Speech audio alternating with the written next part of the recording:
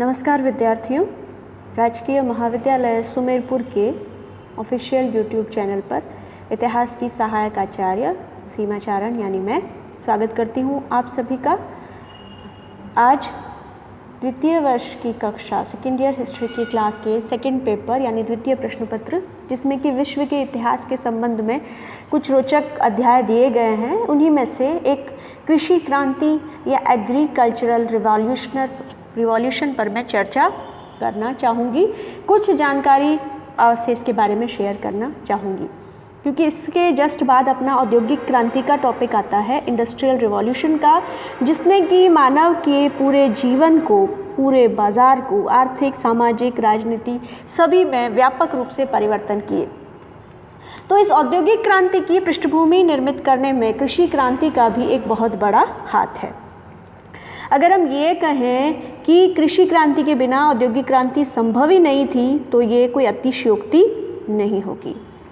पहले हम उस वक्त यूरोप में और विशेष रूप से इंग्लैंड में हम जब बात करते हैं औद्योगिक क्रांति की, तो यहाँ से शुरू हुई, तो कृषि क्रांति ने भी पृष्ठभूमि यहीं सबसे पहले तैयार की होगी। तो तब तक 17वीं सदी तक, जब तक कि ये क्रांति हुई नहीं थी, कृषि कैसे की जाती थी? खेत को दो भागों में बांटा जाता था, आधा भाग परती छोड़ा जाता था और आधा भाग जो है उस पर खेती बाड़ी की जाती थी। वही विधियाँ और उपकरण प्रयोग में लाए जाते थे जो कई हजारों सालों से प्रयोग में लाते थे। तो इस कारण क्या थे, परिवर्तन हुए ही नहीं थे कृषि के क्षेत्र में। तो कृषि के आधारित चीज़ों की मांग भी ज़्यादा नहीं थी खपत से। अब लेकिन ज्यों-ज्यों धीरे धीरे फैक्ट्रियाँ बनने वाली थी, शुरुआत धीरे धीरे हो रही थी, शहरों की आबादी बढ़ी, ज़्यादा से ज़्यादा लोग वहाँ काम करने लगे, तो अब ज़रूरी हो गया गांव के किसानों को शहर में रहने वालों के लिए भी अनाज उपजाए खुद के साथ साथ, और कारखानों के लिए भी कपास, जहाँ की कपड़े का उत्पादन हो रहा है वहाँ कपास चाहिए। कृषि जन्य वस्तुओं की मांग बढ़ने से कृषि के क्षेत्र में वैज्ञानिक तरीके से काम करने की ज़रूरत महसूस हुई और कृषि के संबंधित उपयोगी मशीनों को बनाने की आवश्यकता भी अनुभव की जाने लगी। और यही एक बहुत बड़ा कारण था। अब तक क्या हुआ करता था कि किसान का परिवार है, घरेलू आवश्यकताओं के लिए, अपना उदर पूर्ति के लिए, पेट भरने के लिए खेती बाड़ी किया करता था। लेकिन अब जो है खेती बाड़ी मुनाफा कमाने के लिए कि कितना ज़्यादा से ज़्यादा पैसा हम खेती बाड़ी से कर सकें, इसी परिवर्तन जो है उसके कारण कृषि क्रांति हुई। इसका टाइम पीरियड जो है 1760 से 1860 के बीच जो सामूहिक रूप से परिवर्तन आए कृषि के क्षेत्र में, इनको कृषि क्रांति के नाम से जाना जाता है। और इसी क्रांति ने औद्योगिक क्रांति की नींव तैयार की। अब इसका कारण तो मैंने बता ही दिया। इसका मुख्य कारण ये था कि पहले जो है किसान अपने परिवार के ज़रूरतों की पूर्ति करने के लिए, अनाज उपजाने के लिए किया करता था खेती बाड़ी, लेकिन अब जो है बड़े बड़े ज़मींदार इस ओर आकृष्ट हुए। उनको लगा कि ज़मीन में पैसा निवेश करके कृषि के क्षेत्र में हम और ज़्यादा पैसा कमा सकते हैं, और इसी कारण क्रांति हुई। पुराने ढंग से जो खेती बाड़ी की जा रही थी, मैं बता रही हूँ, आधी ज़मीन परती छोड़ी जाना और कुछ भी नए सुधार नहीं होना, खाद का भी कोई आविष्कार नहीं होना, तो वो जो है अब बेमानी होने लगी थी वो वाली खेती। अब ज़रूरत थी नई तकनीकों का, नए औजारों का, और सिर्फ अमीर लोगों के पास ही नए औजार बनाने की, नए तकनीक अपनाने की, रिस्क इतनी बड़ी लेने की क्षमता होती है। तो इन्हीं लोगों ने जो है गाँव में ज़मीनें खरीदी और कृषि क्रांति का मार्ग प्रशस्त हुआ। सबसे पहले जो है जहाँ शुरुआत हुई वो यॉर्कशायर के एक अंग्रेज़ ज़मींदार थे, जेथरो ट्रल।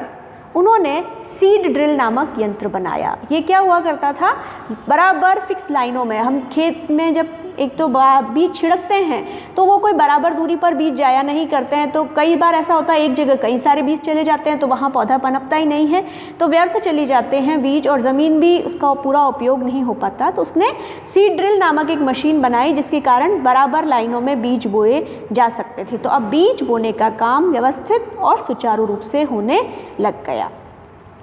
उसके बाद जो अगला परिवर्तन आया है, बड़ा ही इंटरेस्टिंग नाम है टाउनशेंड। इन्होंने बताया कि हम फसलों को जो है अगर बदल बदल कर बोएं, जैसे गेहूँ, शलजम, जौ और वन मेथी, क्लोवर जिसको कहते हैं, इनको अगर हम बारी बारी से बोएं तो इससे क्या होगा, खेत की उर्वरता खत्म नहीं होगी। मैं बता रही हूँ तब तक आधा खेत जो है, यूरोप में ऐसा क्या करते थे, आधा खेत परती रखते थे और आधे पर ही खेती बाड़ी करते थे, तो उनके पास जो ज़मीन है उसका 100% उपयोग वो कर नहीं पाते थे। जब टाउनशेप ने फसल प्रत्यावर्तन या क्रॉप रोटेशन की पद्धति बताई कि एक साल गेहूँ बोइए, एक बार शलजम, फिर जौ बोइए और फिर क्लोवर या वन मेथी बोइए, तो इसके कारण आपकी उर्वरता खेत की खत्म नहीं होगी, आप पूरे के पूरे खेत को उपयोग में ले सकते हो। इस पद्धति को अपनाने के लिए हर बार आप 1/3 या आधी ज़मीन परती छोड़ो उसकी ज़रूरत नहीं रखी। इसके कारण क्या हो गया, हर एकड़ पैदावार जो है वो दुगनी होने लगी। इसके अलावा जब इतनी फसलें बोने लगी तो उनका जो पीछे बचता है तो पशुओं को भी उसके लिए जो है चारा उपलब्ध होने लग गया। तो ये टाउनशेंड का था। इन्होंने बार बार जो है शलजम बोने का बताया कि एक साल आप ये बोइए गेहूं जौ, एक बार शलजम बोइए, तो इनको कई बार जो है मजाक में टर्निप टाउनशेड या शलजम टाउनशेड के नाम से भी जाना जाता है। अब इसके साथ साथ अभी तक तो खेतीबाड़ी पर ही बात आ रही थी, लेकिन आप जानते हो कि हमारे भारत में तो प्राचीन काल से ही किसान जो है अपने साथ साथ पशुपालन का भी धंधा किया करता है। पशुओं की खाद से खेतीबाड़ी की ज़मीन उर्वरक बन जाती है और जो बचता हुआ, जो अनाज के बाद जो बचा हुआ चारा है वो पशुओं के काम आ जाता है। तो जब कभी ऐसा होता है कि फसलें खराब हो जाती है तो पशुपालन के बूते ही किसान जो है अपना बुरा वक्त काट दिया करते हैं। वहाँ इंग्लैंड में ये तकनीक अभी तक ज्ञात नहीं थी। 1750 तक आते आते रॉबर्ट बैकवेल नामक एक अंग्रेज़ थे, उन्होंने बताया कि खेतीबाड़ी के साथ साथ अगर पशुपालन किया जाए तो हम इसको एक लाभदायक व्यवसाय बना सकते हैं।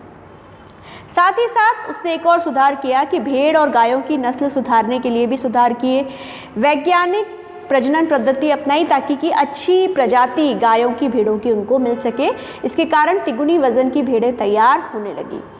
वह मवेशियों को दुधारू और गोश्त प्रदान करने वाली भेड़ों को ऊन तथा मांस बनाने में कामयाब रहा। बैकवेल की ही प्रणाली पर आगे चलकर चार्ल्स कोलिन ने भेड़ों की एक नई नस्ल तैयार कर दी। अब धीरे धीरे इन परिवर्तनों को आगे बढ़ाने वाला एक और धनी किसान था आर्थर यंग। इसने है नई खेती का प्रचलन किया। इसने जो है इंग्लैंड, आयरलैंड, फ्रांस, इन सभी देशों का उसने दौरा किया और वहाँ जा कर के हर देश में देखा कि किस तरह से वहाँ कृषि प्रणालियाँ अपनाई गई और कहाँ कौन सी तकनीक ज़्यादा लाभकर है। इस कारण उसने नई खेती का प्रचार किया। इसके अंतर्गत उसने कहा कि छोटे छोटे खेतों में फ़ायदा नहीं है क्योंकि काफ़ी ज़मीन तो बाड़ों में ही चली जाती है, उसकी अपेक्षा बड़ी बड़ी कृषि फॉर्म बनाएं और बड़ी फॉर्मों से मिलने वाले लाभों का उसने बड़ा विवरण दिया कि किस तरह खेती भी एक लाभदायक व्यवसाय बन सकता है। छोटे खेतों में क्या होता है, काफ़ी भूमि मैं बता रही हूँ बाड़बंदी की वजह से बेकार चली जाती है और खुले खेतों पर आप बड़ी बड़ी मशीनें भी नहीं ले जा सकते छोटे छोटे खेतों पर। आर्थर यंग ने अपने विचारों का प्रसार करने के लिए पहली दुनिया में कृषि की मैगजीन एनल्स ऑफ एग्रीकल्चर कृषकों को नई नई कृषक तकनीकों की जानकारी देने के लिए निकाली। इसके कारण ऐसा नहीं है कि आप खुद ही एक्सपेरिमेंट करो, जो दुनिया भर में कृषि के क्षेत्र में परिवर्तन आ रहे थे इंग्लैंड के किसान अब उससे परिचित इस मैगजीन के द्वारा हो सकते थे। इसी के साथ साथ सरकार भी जो है उसने भी बाड़बंदी आंदोलन को प्रोत्साहन दिया अपनी तरफ से। 1792 से लेकर 1815 के बीच में इंग्लैंड की सरकार ने 956 के करीब बाड़बंदी अधिनियम बनाए। बाड़बंदी अधिनियम यही है कि छोटे छोटे खेत हैं उनको हटा करके उनकी जगह बड़े खेत काम में लिए जाए और उनमें भेड़ें पाली जाती थी। साथ ही साथ अगर जिस साल फसल नहीं होती थी तो उन भेड़ों से जो है बड़े बड़े किसान जो होते थे उनके मांस से और उनके ऊन से काफ़ी मुनाफा कमा लेते थे। ये जो पूरा आंदोलन है बाड़बंदी आंदोलन के नाम से जाना जाता है। इस बाड़बंदी के कारण कृषि उत्पादन में वृद्धि हुई क्योंकि अब बड़ी बड़ी मशीनों का प्रयोग भी ले सकते थे। जो ज़मीन छोटे छोटे खेत जब होते हैं तो बाड़ों में ही काफ़ी ज़मीन चली जाती है, वो मैटर भी ख़त्म हो गया। तो इसके कारण क्या हुआ, बड़े बड़े ज़मींदार थे उन्होंने छोटे छोटे किसानों से ज़मीनें खरीद ली। किसानों को भूमि छोड़ने के लिए बाध्य होना पड़ा और वो धीरे धीरे भूमिहीन मजदूरों की श्रेणी में आ गए। हालांकि इसके दीर्घकालीन प्रभाव अगर आप देखें तो लाभप्रद हुआ क्योंकि जो जनसंख्या का बड़ा भाग था जिनके हाथों से किसान की खेती की ज़मीनें जो जा रही थी वो कारखानों में काम करने के लिए मजदूर मजबूर हुआ और यहीं से एक तरह से औद्योगिक क्रांति के लिए बड़ा सारा जो मजदूर वर्ग चाहिए होता है फैक्ट्रियों में काम करने के लिए, वो मिलना संभव हो सका।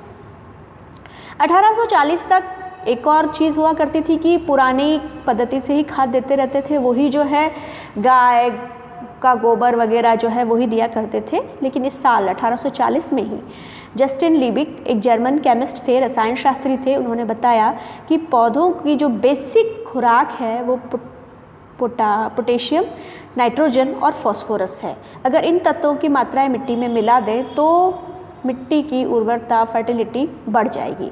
इसके बाद बड़े स्तर पर उर्वरकों का प्रयोग होने लगा, जिससे उपज में काफ़ी वृद्धि हुई। उसके बाद जनसंख्या में वृद्धि हो रही है, औद्योगिक मशीनों के लिए ज़्यादा प्रोडक्शन चाहिए, कपास के रूप में भी, और जो काम कर रहे हैं उनका पेट भरने के लिए, अनाज के लिए भी। श्रम बचाने की अवधारणा के कारण होने लगा कि हम मजदूरी कम से कम लगाएं, मशीनों से काम लें, तो ज़्यादा से ज़्यादा मशीनों की खोज की जाने लगी। ऐसा ही था अमेरिका में, जो है भाड़े के मजदूर मुश्किल से मिलते थे, कम हुआ करते थे, तो लोगों ने इस तरफ ध्यान केंद्रित किया। इसी कारण जो अमेरिका जो है आगे चल करके अगुआ बन गया।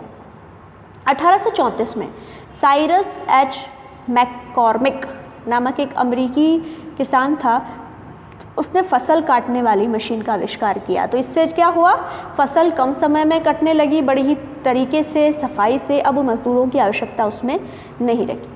इसके बाद इसको और भी उपादेय बना दिया गया। धीरे धीरे खेती में यंत्रीकरण बढ़ता चला गया।